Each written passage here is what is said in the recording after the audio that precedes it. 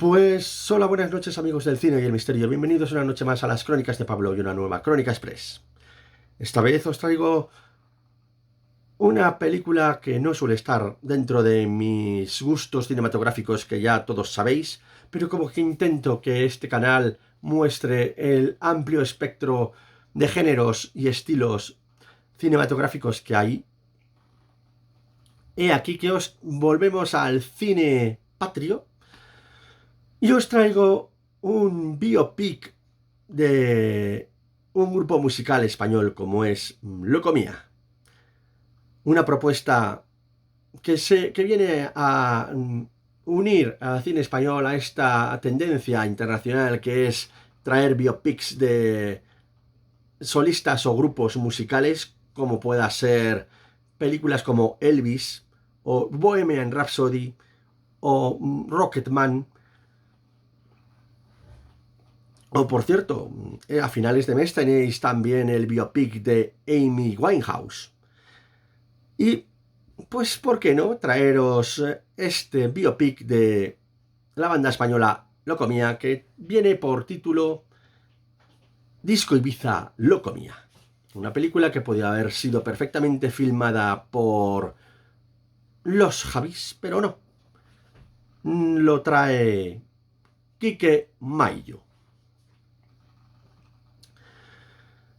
Y nos lleva a ese momento histórico en el que nos movemos desde el 87 hasta el 93, en el que es el florecimiento y mayor éxito de esta mítica banda de música y coreografía con los míticos abanicos, que triunfó ya no solo en España, sino también y sobre todo en Iberoamérica.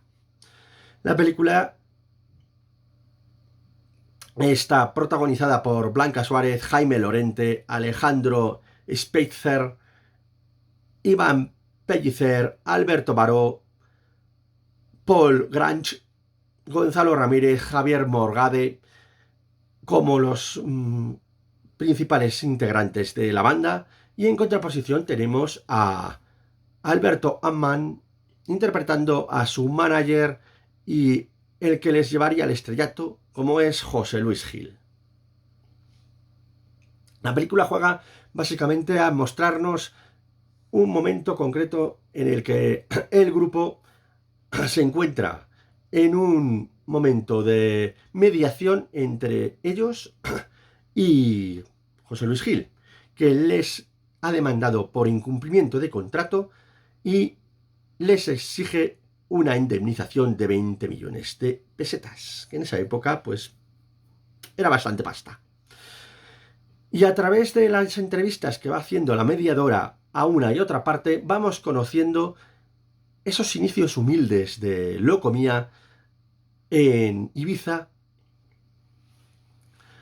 como sus primeros contratos como bailarines y gogós en la más importante discoteca de esa época de la isla, y como gracias a José Luis Gil, que les hace un contrato para romper la tendencia que había en la época de cantantes de rock y pop sin coreografía, y como este grupo básicamente era más bien coreográfico, quiere mostrar y dar a conocer el dance, sobre la base de centrar las intervenciones y los conciertos de Locomía en la puesta en escena y coreografía más que en las letras de las canciones. Y sería totalmente un éxito a nivel mundial. Especial mención a cuando dan el salto a Iberoamérica, y tanto en Argentina como en México, como en Perú, como en Colombia, como en Chile, donde van dejando tropas de acérrimas fans que lo harían todos por ellos. Y he dicho acérrimas fans en femenino, porque he aquí una de las grandes premisas que tiene esta película. Y la referencia de que bien podían haber sido filmados por los Javis. Es una película que básicamente intenta reivindicar y hacer visible el componente homosexual de los integrantes del grupo. En contraposición de esa época en la que José Luis Gil les pedía expresamente que se comedieran y no hicieran explícitas sus condiciones homosexuales, ya que sus fans son básicamente femeninas y buscan esos amores platónicos hacia ese cuerpo de grupo de chicos jóvenes y bien avenidos. Es también una reivindicación al colectivo homosexual que si en aquella época estaban más bien reprimidos, en esta están más reconocidos y más normalizados, y de ahí que sea el momento idóneo para reivindicarles. De ahí que los Javis, que también están muy concienciados en este tipo de muestras, podían haber sido perfectamente sus directores. Toda esta muestra de, sobre todo, sexo, drogas y música se ve, y amor homosexual, se ve en primer tercio de la película, en el que los chavales pues están viviendo su momento de desmesura, de alegría, de pues eso, disfrutando las mieles del éxito. Pero claro, no todo es camino de rosas, y todo lo que sube, baja. Y veremos también momentos de fractura entre los integrantes, relaciones interpersonales, por ejemplo, entre Xavi y su novio Carlos, o entre Xavi y su hermano menor, que también le introdujo en el grupo,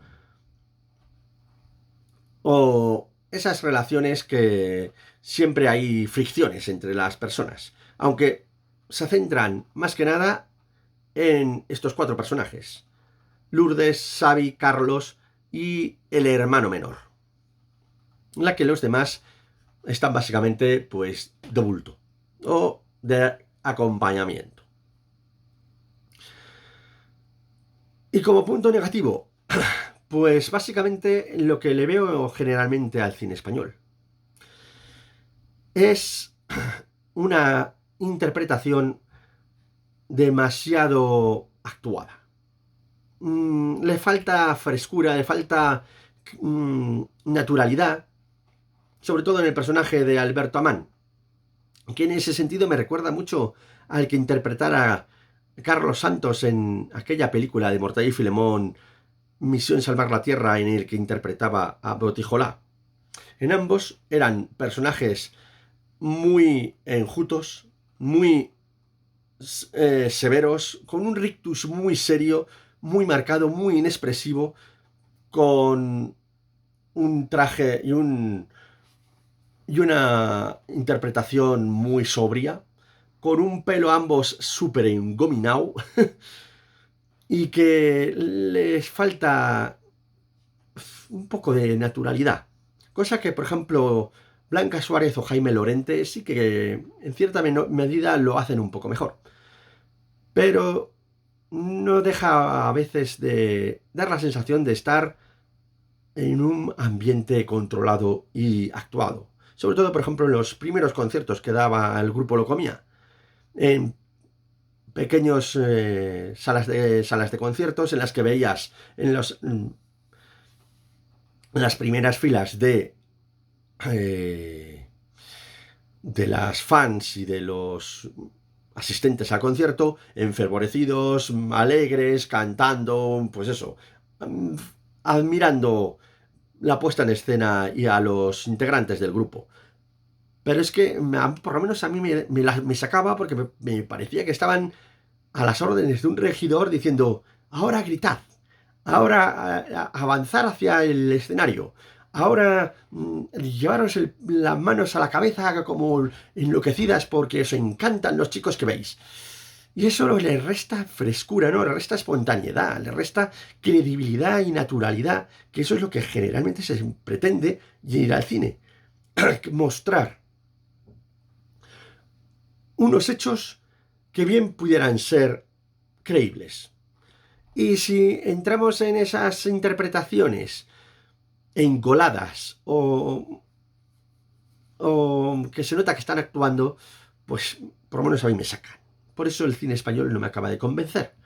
Pero bueno, hay que reconocer que en ese sentido el cine español está mejorando y ya no se nota tanto esas interpretaciones demasiado actuadas. Pero en esta película todavía sigue adoleciendo de ese tipo de cosas. O por lo menos esa es la sensación que me da a mí. Y por otro lado, pues es una muy buena recreación del momento histórico. Sobre todo se ve en los peinados que luce nuestra amiga Blanca Suárez, que muchas veces da la sensación de que usa pelucas. Pero bueno, porque tan pronto tiene una larga melena, como el pelo recogido, como el pelo cardado, como el pelo corto, como el pelo largo. Dices, a ver, chiquilla, vale que estás reflejando varios momentos de la historia. Pero es que muchas veces ves ese cambio eh, en un momento que no es decir, hey, que es que ahora estamos en el 87 y ahora estamos en el 90, ¿no? Estamos en momentos antes del concierto y ahora está con el pelo corto y ahora con el pelo largo. De ahí lo de que use pelucas. Ojo que tampoco sería descabellado que en la vida real pasara, pero bueno, en esa época había también mucho desfase. ¿Para qué negarlo? Porque yo también lo viví. Aunque en esa época la interfaz entre el 87 y el 93 que nos movemos, yo era un infante de unos de 10 a 15 años y este tipo de música pues tampoco era de mi devoción, aunque por supuesto que lo conocía. Y quién no conoce el grupo de Locomía con sus coreografías, con esos abanicos, que por cierto, me he podido enterar en esta película que los abanicos eran una especie de alusión o metáfora a las alas de un dragón, ya que Jaime Lorente, que era como si dijéramos el pionero y el alma mater de Locomía en sus inicios, tenía cierta fijación con estos seres mitológicos y los iba dibujando allá por donde pasaban. Otra cosa curiosa es también que esos dibujos o esas mm, fluorescentes o imágenes de neón o de mm, colorido que bien podrían haber sido dibujadas por fans, las recogen en la pantalla y vemos, pues eso, que cada personaje se le presenta, pues, con dibujos alrededor fluorescentes o billeteados, o, por ejemplo, se ve un dragón volando dibujado a mano, ni recreado por ordenador ni nada. Es como si dijéramos el dibujo que haya podido hacer Xavi Font pegado en la imagen. Y oye, le da ese toque de ochenterismo juvenil y que la verdad es que no es original porque ya lo hemos podido ver en la serie de Kamala Khan. Pero oye, traerlo al cine español sí que es original. Y nada más, mencionar efectivamente que es una película que recrea bastante bien, más o menos, como nos dice el propio rótulo inicial de la película, que son hechos que en su conjunto sí que serían basados en hechos reales, pero que han sido dramatizados en pos de la narrativa y que fueron así más o menos. O sea que no quita que haya algún tipo de narrativa inventada, pero que básicamente si quieres saber el recorrido, la historia, el auge y caída de este mítico grupo de estos artistas de la coreografía y de los abanicos, yo creo que vas a salir contento o contenta de la experiencia. Y si además